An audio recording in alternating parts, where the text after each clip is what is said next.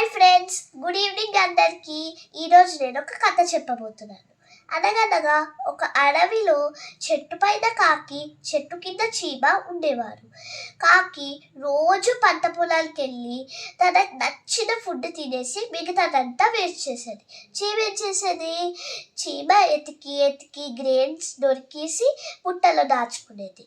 కొంచెం తినేసి ఇంకొంచెం స్టోర్ చేసేది తన పుట్టలో.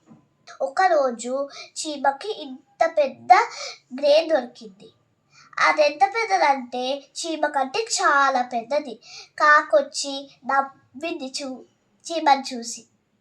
నవ్వితే తన కాకనింది, చీమ చీమ ఎందుకు ఇలా చేస్తున్నావు? ఇంత ఇంత దానివి అంత గ్రెయిన్ ఎందుకు తీసుకుంటున్నావు అని అనింది. చీమ సైలెంట్గా ఉంది. ఆ కాకి నవ్వుకుంటూ వెళ్ళిపోయింది. ఒకరోజు ఒక పెద్ద సైక్లోన్ వచ్చింది. సైక్లోన్ వస్తే పంట పొలాలన్నీ పాడైపోయాయి.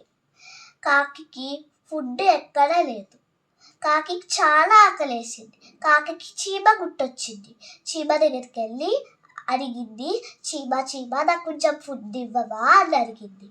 చీమ చెప్పింది, నాకు ఇలాంటి పరిస్థితి వస్తుందని నాకు తెలుసు, అందుకని నేను కొంచెం తినేసి ఇంకొంచెం స్టోర్ చేశాను.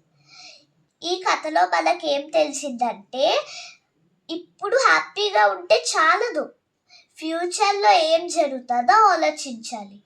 ఈ కథ నీతి ఏంటంటే ఏంటి?